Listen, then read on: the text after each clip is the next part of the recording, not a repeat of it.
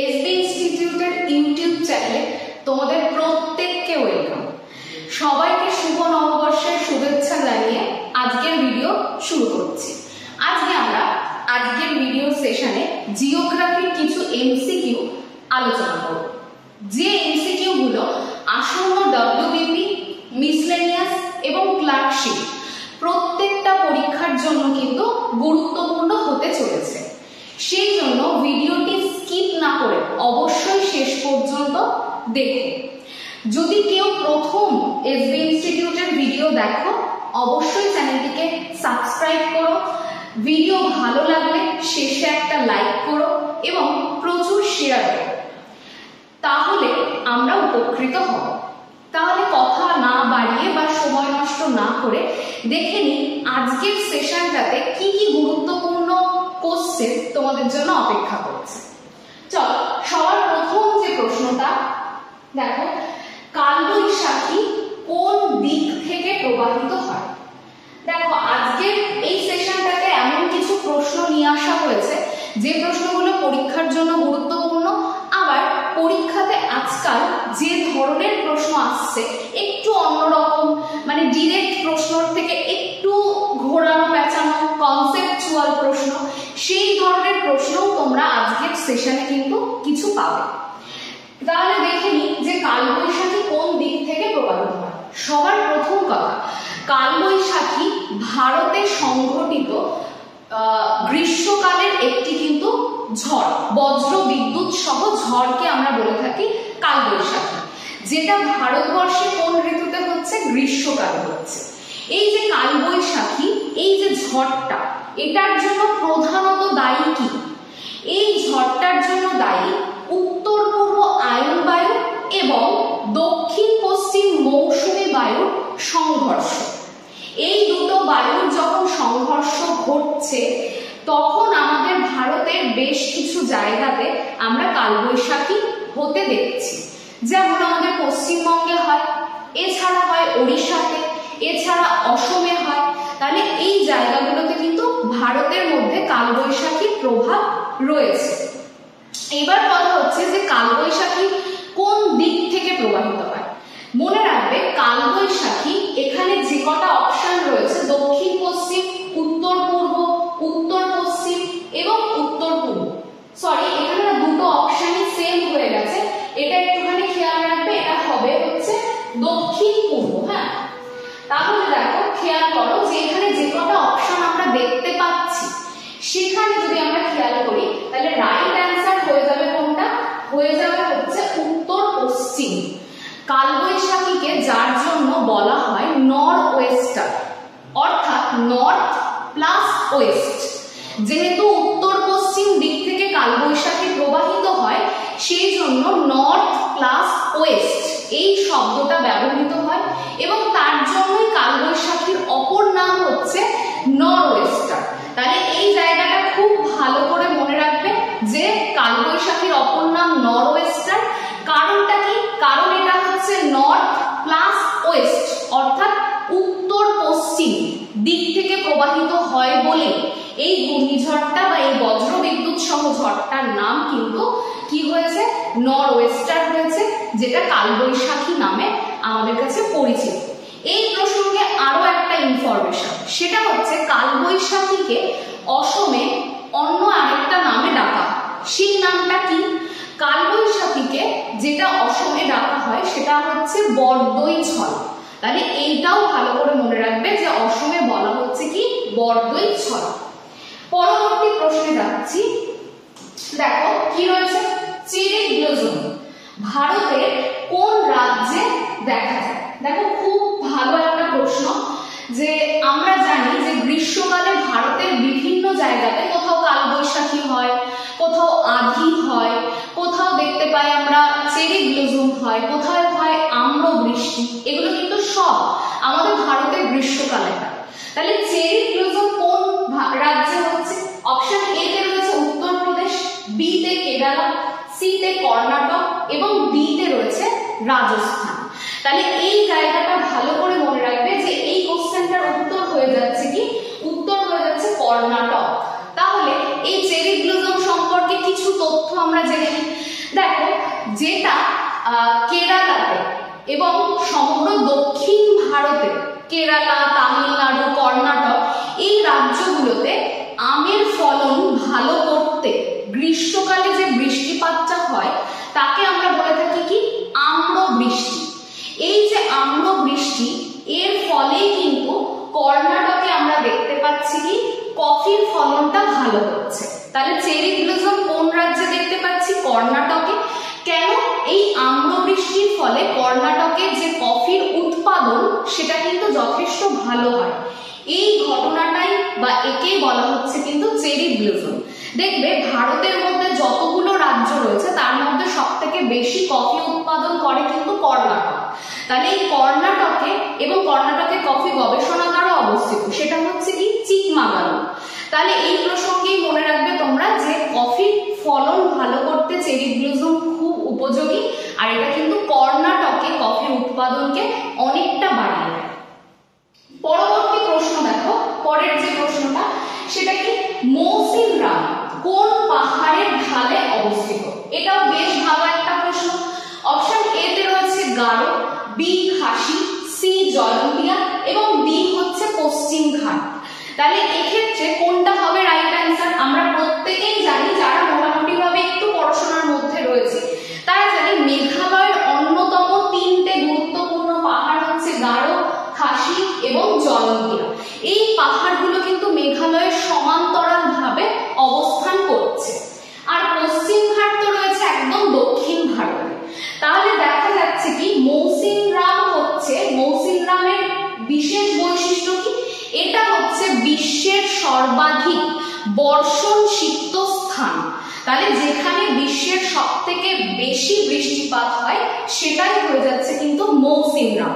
বলা হয় প্রায় বছরে 1400 সেন্টিমিটার বৃষ্টিপাত হয়। এই মৌসিনরাম কোথায় অবস্থিত? মৌসিনরাম অবস্থিত খাসি পাহাড়ের দক্ষিণ ঢালে। তাহলে খাসি পাহাড়ের দক্ষিণ ঢালে অবস্থিত হচ্ছে এই মৌসিনরাম নামক জায়গা। ঘটনাটা কি? সেটা হচ্ছে যখন দক্ষিণ পশ্চিম মৌসুমী বায়ুর আগমনে আমাদের ভারতে বর্ষাকালের সূচনা হচ্ছে। আমরা জানি দক্ষিণ পশ্চিম মৌসুমী বায়ুর কটা শাখা? দুটো শাখা, একটা আরব সাগরীয় শাখা, আরেকটা হচ্ছে বঙ্গোপসাগরীয় শাখা। ফলে কি হচ্ছে, এই আরব সাগরীয় শাখাটা গিয়ে প্রথম বৃষ্টিপাত ঘটাচ্ছে পশ্চিম ঘাট পর্বতের পশ্চিম ঢাল, যেখানে মনসুন বাস্ট হচ্ছে, অর্থাৎ মৌসুমী বিস্ফোরণ হচ্ছে। কিন্তু যদি আমরা দেখি বঙ্গোপসাগরীয় শাখা, সেটা সরাসরি কোথায় চলে যাচ্ছে? একদম মেঘালয়। মেঘালয়ে গিয়ে গারো, খাসি এবং জয়ন্তিয়া পাহাড় অবস্থান করার ফলে খাসি পাহাড়ের দক্ষিণে গিয়ে বাধাপ্রাপ্ত হচ্ছে এবং সেখানে শৈলক্ষেপ বৃষ্টিপাত ঘটাচ্ছে, যেটা সবথেকে বেশি বৃষ্টিপাত। কেন বেশি? কারণ বঙ্গোপসাগর থেকে দক্ষিণ পশ্চিম মৌসুমী বায়ুর শাখাটি প্রচুর পরিমাণে জলীয় বাষ্প সংগ্রহ করছে। তার ফলে কিন্তু বৃষ্টিপাতের আধিক্যটাও যথেষ্ট আমরা বেশি দেখতে পাচ্ছি। তাহলে খাসি পাহাড়ের ঢালে গিয়ে কি দক্ষিণ পশ্চিম মৌসুমী বায়ুর বঙ্গোপসাগরীয় শাখাটা বাধাপ্রাপ্ত হচ্ছে। তার ফলে মৌসিনরাম, চেরাপুঞ্জি মৌসিনরামের ওখানে প্রচুর বৃষ্টিপাত ঘটাচ্ছে এবং সেখানেই বিশ্বের সবথেকে বর্ষণসিক্ত স্থান মৌসিনরাম গড়ে উঠছে। তাহলে পরবর্তী প্রশ্নে যাব। দেখো কি রয়েছে পরের যে প্রশ্নটা, ভারতে গ্রীষ্মকালে কোন ধূলিঝড় সংঘটিত হয়? তাহলে অপশনে কি কি রয়েছে আমরা দেখি। দেখো অপশন রয়েছে লু, আঁধি, বরদই-ছলা এবং কালবৈশাখী। তাহলে এদের মধ্যে থেকে কোনটা হবে আমাদের রাইট অ্যান্সার সেটাও দেখে নিই। ভারতের গ্রীষ্মকালে আমি আগেই বলেছি যে অনেক কিছু সংঘটিত হয়, চেরি ব্লসম, আম্রবৃষ্টি, কালবৈশাখী, বরদই-ছলা, আঁধি, লু, এরকম প্রচুর কিছু পাবো। তাহলে এর মধ্যে থেকে কোনটা হচ্ছে? যখনই বলবে তোমাদেরকে ভারতে সংঘটিত ধূলিঝড়, একমাত্র ভারতে গ্রীষ্মকালে রাজস্থান এবং পাঞ্জাব সংলগ্ন অঞ্চলে একটাই ধূলিঝড় হয়, যার ফলে উষ্ণতা কিন্তু বেশ কিছুটা কমে যায়। ধরো প্রচন্ড গরম, মানে 40 ডিগ্রির ওপরে টেম্পারেচার, 50 ডিগ্রির ওপরে,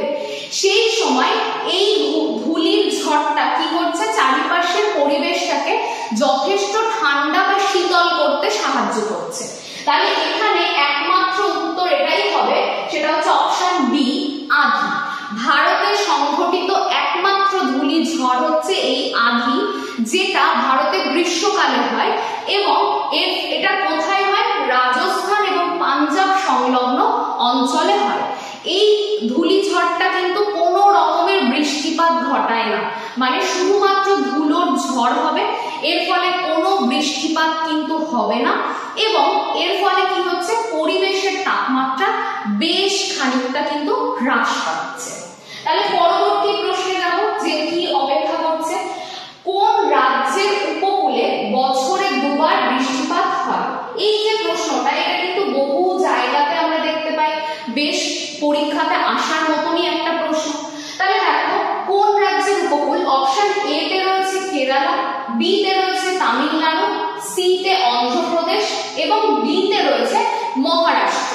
এটা তোমরা কিন্তু প্রত্যেকেই জানো, ভারতের করমণ্ডল উপকূলে বছরে দুবার বৃষ্টিপাত হয়। কেন দুবার হচ্ছে? কারণ যখন দক্ষিণ পশ্চিম মৌসুমী বায়ুটা ভারতে প্রবেশ করে তখন একবার বৃষ্টিপাত হয়, অর্থাৎ বর্ষাকালে। আবার যখন পুরো ভারতবর্ষে বৃষ্টিপাত ঘটানোর পর দক্ষিণ পশ্চিম মৌসুমী বায়ুটা আবার জলভাগের দিকে ফিরে আসে, অর্থাৎ যখন প্রত্যাবর্তন করে দক্ষিণ পশ্চিম মৌসুমী বায়ু, সেই সময়টাতে অর্থাৎ শরৎকালেও কিন্তু আবার বৃষ্টিপাত সংঘটিত হয়। তাহলে বছরে দুবার বৃষ্টিপাত হয়, অপশন ডি, তামিলনাড়ুর উপকূলে। এই উপকূলটার নাম কি? প্রত্যেকে জানো, সেটা হচ্ছে করমণ্ডল উপকূল। তাহলে তামিলনাড়ুর উপকূলটার নাম হচ্ছে করমণ্ডল উপকূল। এই করমণ্ডল উপকূলেই কিন্তু বছরে দুবার ভারতের বৃষ্টিপাত সংঘটিত হয়, একবার দক্ষিণ পশ্চিম মৌসুমী বায়ুর আগমনের সময়, আবার প্রত্যাবর্তনের সময়, অর্থাৎ বর্ষাকাল এবং শরৎকাল। পরের প্রশ্ন দেখে নিই, কি বলছে? ভারতে শীতকালে বৃষ্টিপাতের জন্য কোন উপাদান দায়ী? অর্থাৎ দেখো, আমাদের ভারতবর্ষে আমরা জানি যে আমাদের বেশিরভাগ বৃষ্টিপাতটাই হয় কিন্তু গ্রীষ্মকালে, তাই তো? তাহলে এই যে গ্রীষ্মকালে বৃষ্টিপাতটা হচ্ছে, তার জন্য দায়ী কোন, মানে গ্রীষ্মকালে বৃষ্টিপাতের জন্য দায়ী কোন বায়ু? আমরা প্রত্যেকে জানি দক্ষিণ পশ্চিম মৌসুমী বায়ু। কিন্তু শীতকালেও একটা মৌসুমী বায়ু প্রবাহিত হয়, সেটা কি? সেটা হচ্ছে উত্তর পূর্ব মৌসুমী বায়ু। সেই মৌসুমী বায়ুটা আসছে কোথা থেকে? স্থলভাগের দিক থেকে, ভারতের উত্তর পূর্ব দিক থেকে। তার ফলে কিন্তু সেখানে কোনো প্রকারের বৃষ্টিপাত হচ্ছে না। তাহলে শীতকালে আমরা দেখি যে প্রায় 2 দিন 4 দিন আকাশ মেঘলা থাকে, ঝিরঝিরে বৃষ্টিপাত হয়। সেগুলো কার জন্য হয়? অপশন এ তে রয়েছে মৌসুমী বায়ু, বি তে পশ্চিমী ঝঞ্ঝা, সি তে আধি, ডি তে রয়েছে চেরি ব্লুজম। তাহলে এক্ষেত্রে রাইট অ্যান্সার হবে কিন্তু পশ্চিমী ঝঞ্ঝা। তাহলে ভারতের শীতকালে বৃষ্টিপাতের জন্য দায়ী হচ্ছে ভূমধ্যসাগর থেকে আগত একটা পশ্চিমা বায়ু, যে বায়ুটা ভারতবর্ষে কি করছে? ভারতের যে শান্ত পরিবেশ, অর্থাৎ শীতকালে ভারতে কি বিরাজ করছে? উচ্চচাপ। উচ্চচাপ থাকা মানে কি? চারিদিকের পরিবেশ বেশ শান্ত থাকা উচিত। সেই শান্ত পরিবেশে ঝঞ্ঝাট বা ব্যাঘাত সৃষ্টি করছে কিন্তু পশ্চিমী ঝঞ্ঝা বা ওয়েস্টার্ন ডিস্টারবেন্স। তাহলে এই ওয়েস্টার্ন ডিস্টারবেন্স কিন্তু আমাদের ভারতবর্ষে শীতকালে 2 থেকে 4 দিন একটানা মেঘলা আকাশ, ঝিরঝিরে বৃষ্টিপাত এবং পার্বত্য অঞ্চলে তুষারপাত ঘটাতে কিন্তু সাহায্য করছে। আর এই পশ্চিমী ঝঞ্ঝার ফলে কিন্তু শীতকালে ভারতে শীতের প্রকোপটাও কিন্তু ধীরে ধীরে বাড়তে শুরু করে। তাহলে পরবর্তী প্রশ্নে যাই। দেখো পরের প্রশ্নে কি বলছে? ভারতের শীতলতম স্থানের নাম কি? তাহলে এটা দেখে নিই কি অপশন রয়েছে। এ তে রয়েছে মৌসিনরাম, বি কাশ্মীর, সি দ্রাস এবং ডি দিল্লি। তাহলে দেখো ভারতের শীতলতম স্থান কোনটা হয়ে যাচ্ছে? হয়ে যাচ্ছে হচ্ছে দ্রাস। এই দ্রাস ভারতের কোথায় অবস্থিত?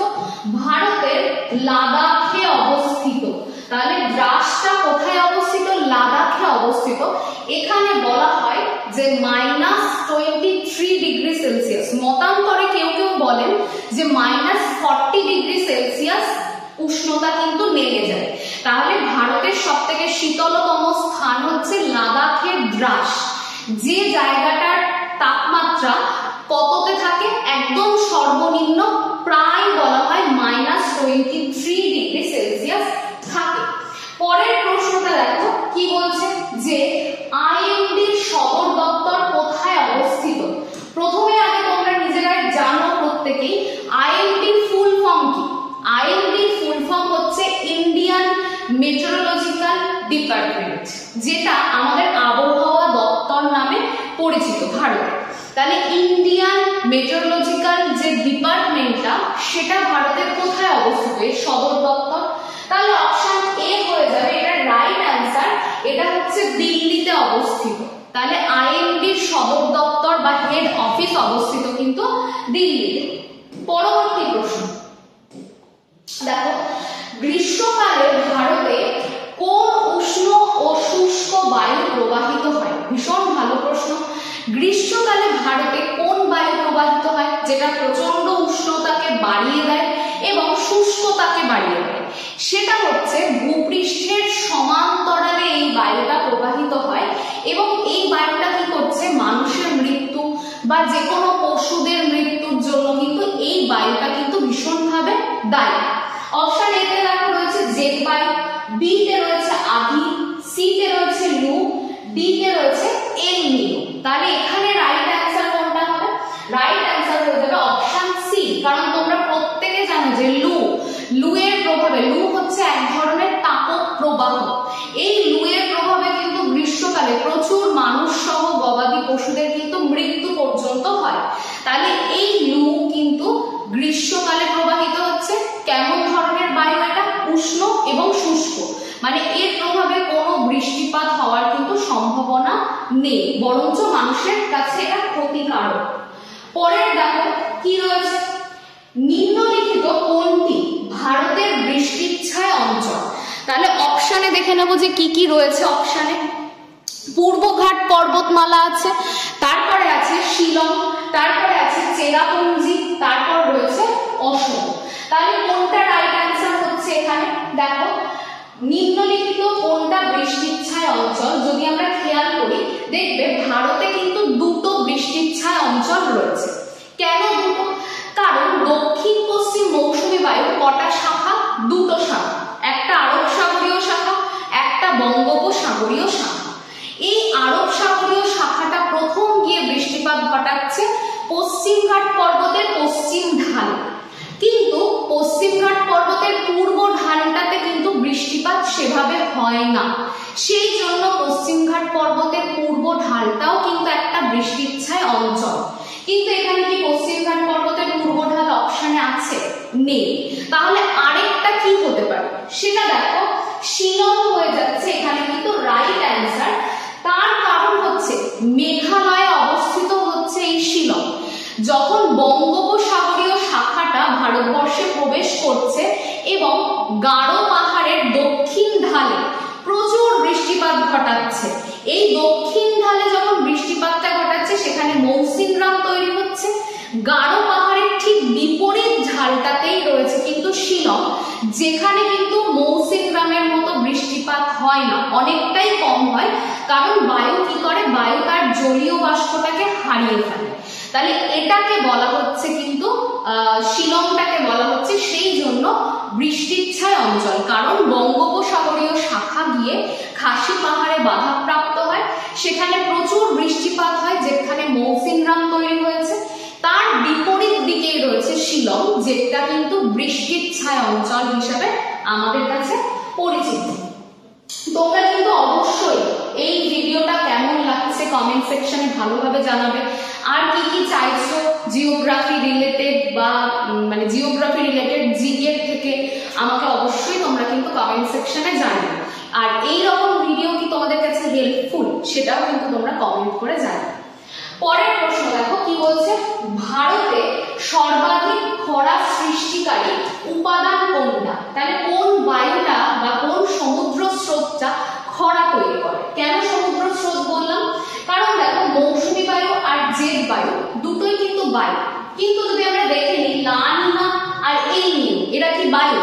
একদমই না। এরা হচ্ছে সমুদ্র স্রোত, যারা কিন্তু আমাদের বিশ্বের জলবায়ুকে সাংঘাতিকভাবে প্রভাবিত করে।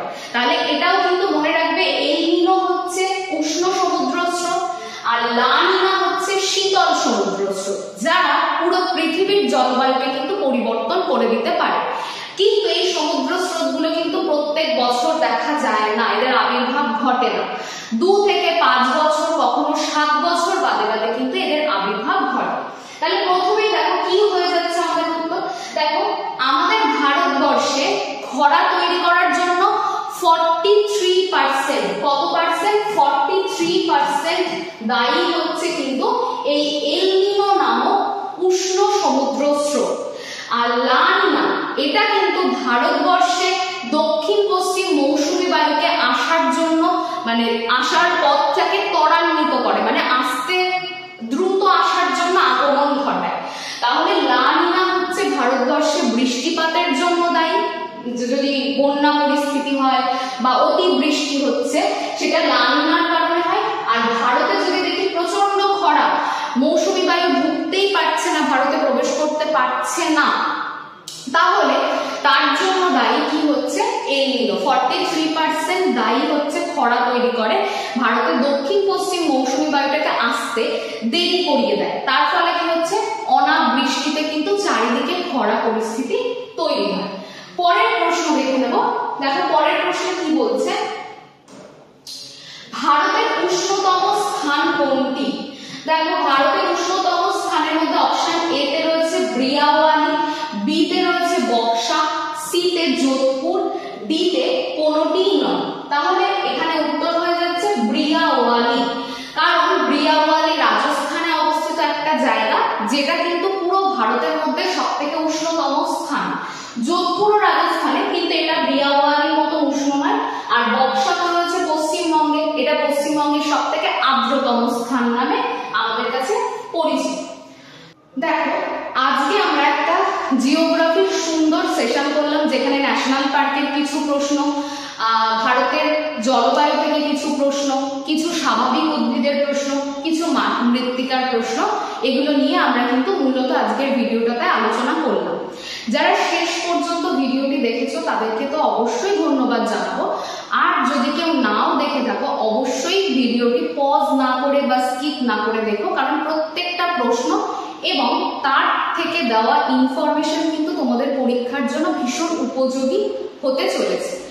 আর যেটা বলবো সেটা হচ্ছে, অবশ্যই তোমরা জানো যে ভিডিও একটুখানি লাইক এবং একটুখানি শেয়ার করলে আমরা ভীষণভাবে উপকৃত হই। সেই জন্য লাইক এবং শেয়ার করতে কিন্তু একদম ভুলো না। যারা প্রথম দেখলে আজকের সেশনটি, তারা অবশ্যই চ্যানেলটিকে সাবস্ক্রাইব করে দিন। নতুন বছর প্রত্যেকের খুব ভালো কাটুক, এই শুভকামনা জানিয়েই আজকের ভিডিওটি শেষ করছি। সবাইকে ধন্যবাদ।